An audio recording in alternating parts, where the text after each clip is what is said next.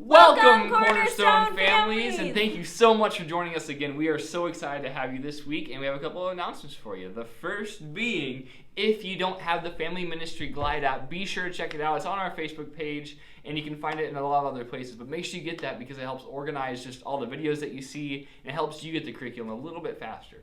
So that's our first announcement. And the second one is... Coming at you next, worship. And Bible story.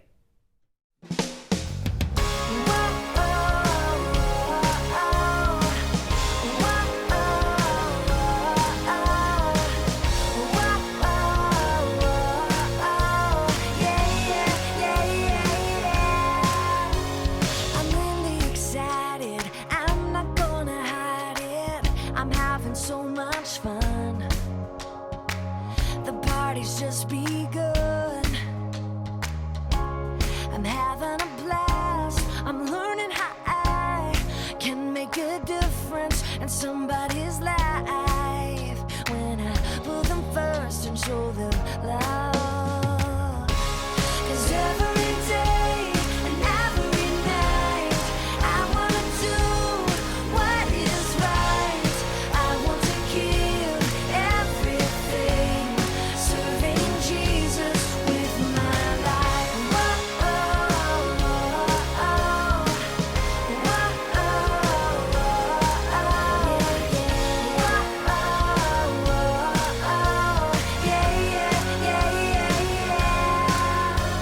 I'm really excited. I'm not gonna hide it. I'm having so much fun.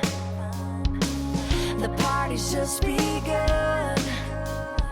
I'm having a blast. I'm learning how I can make a difference in somebody's life when I put them first and show them love. Yeah.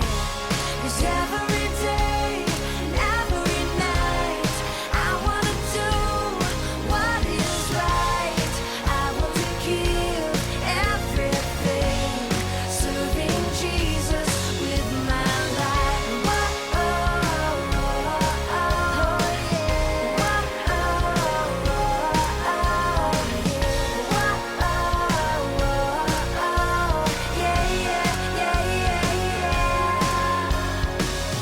My family, my friends, my neighbors in my city, my school, and my church, all around the world I can serve. I can show them Jesus loves them by the way I choose to serve them. I can show them Jesus loves them by the way I choose to serve. 'Cause every day and every night I wanna do what is right. I want to give everything, serving Jesus with my life.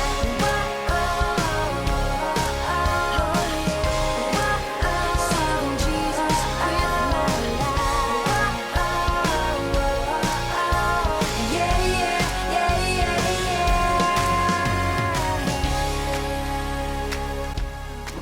Hey guys, thanks so much for worshiping with us today. Now it's time for our story.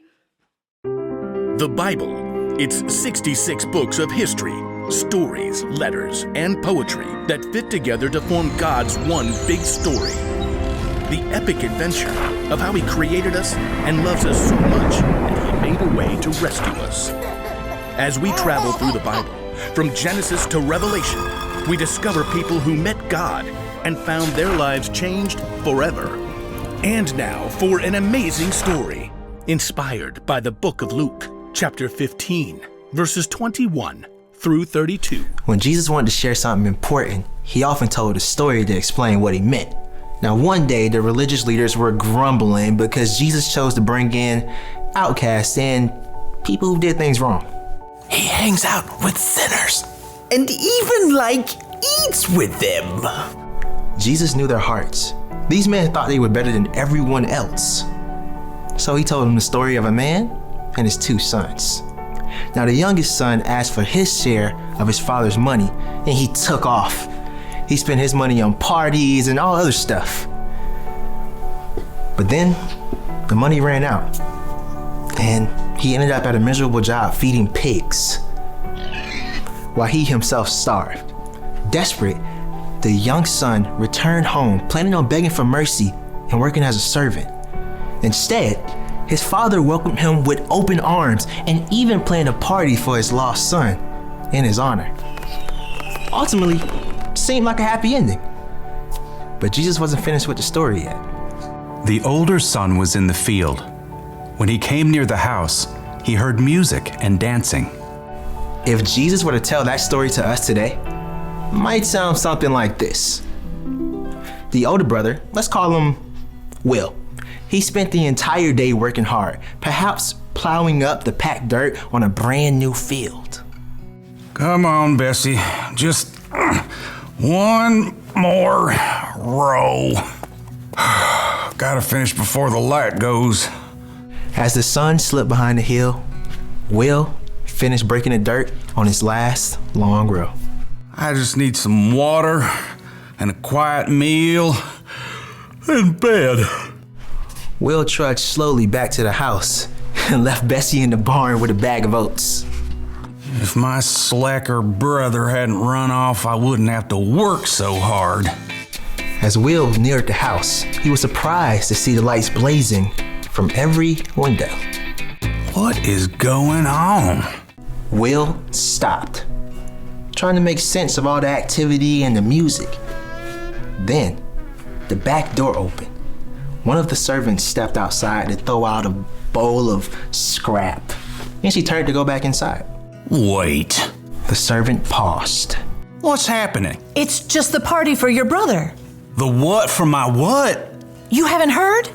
Your brother showed up this afternoon. Your dad had the fattest calf killed and roasted to celebrate. He is so thankful Jake's safe. A party? My dad is throwing a party? I'll let the family know you're back. What? No. I am not coming in. The servant wrinkled her nose. Whew. You want someone to run you a bath first? Leave me alone. The servant hurried back inside. Will paced as his exhaustion vanished and anger coursed through his veins. I work all day. Every day. Has Dad ever thrown a party for me? Will stalked back and forth, fuming as the back door opened up again. His father hurried out. Will, here you are.